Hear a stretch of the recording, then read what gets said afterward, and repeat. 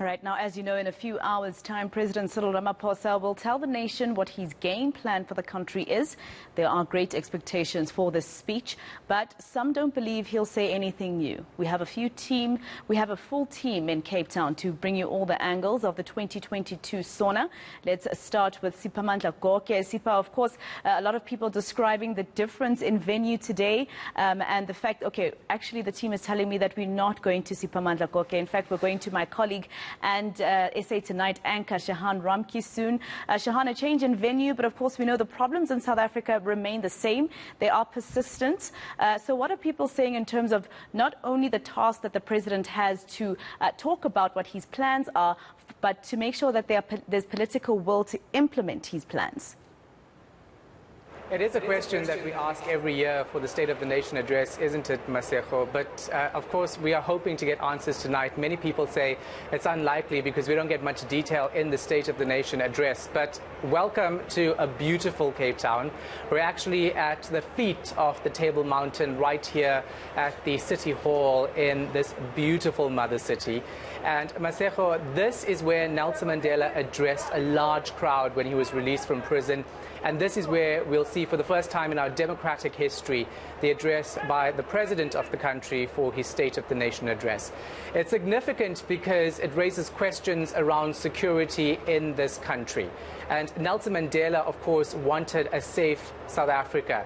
Question is whether we can say that's the case right now. Many would argue it isn't, especially with our crime rate increasing year on year. And this address is important for Cyril Ramaphosa, especially as he goes into an elective conference here for the ANC.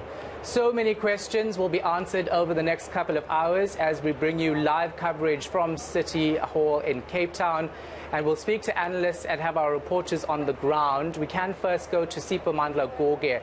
He's our senior reporter, speaking to everybody we need to regarding the State of the Nation address. Sipa, you have one very important person right now, and he has a lot to do with state security.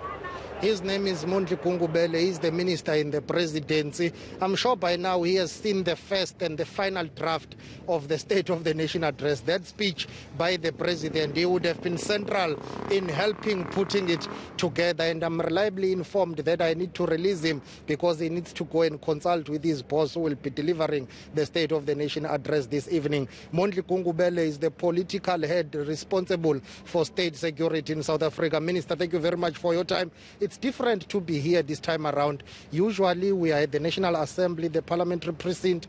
The City Hall looks different. The feel is different. What's your take? That's the fate of humanity. You always don't know where will you be in the next minute. It finds expression now. We never thought we'd be here. But the key thing is that we're here now. What is important is what do we do about it.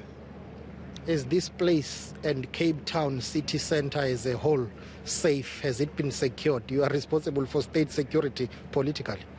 Remember, Siphamandla, here today, in one space, you will have the head of the state, the executive, the judiciary, parliament, all those in one space at the same time. Against all the security reports we have come across, and the number of incidents that we have had to be confronted with, the kind of security here, in my view, is tighter than ever before. Does that signal that there is something bigger happening in the country based on what happened since July, the burning of Parliament, or should I say fire at Parliament, the attack on the Constitutional Court building and other isolated incidents? Is there something bigger going on in the country in terms of state security? We are digging deep, Siphamandla, to get to the root of those issues. But at face value, they don't signal positive things, they signal negative developments.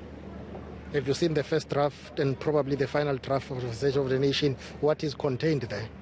All I can say is, Siphamandla, the president will speak on security of the country, he'll speak on the economy, he will speak on the governance to the extent that it affects business, he will speak on jobs, he will speak on youth, he will speak on poverty, hunger, infrastructure, energy. He's going to speak about those issues. In your previous life, you once led when it comes to one of the municipalities. You have been a leader in local government, and that's the call phase of service delivery. Based on what is happening in the country, what do you need to do as the ANC-led government after the president has spoken, the budget has been presented concretely and practically? When are you going to implement these promises and commitments that you always make every year? Fortunately, the president has appointed me to lead the Department of Planning, Monitoring and Evaluation, which covers the entire government, national, provincial and local. In other words, it makes our machinery the eyes and ears of the president with regard to what plans are in place and how are they funded and how on day to day are they being implemented. To that extent, we've completed what we call an annual strategic plan, and we are working now on what we call annual performance plans of various departments. Once the Minister of Finance on the 23rd has actually finalized the budget, the next job is to monitor the implementation of those.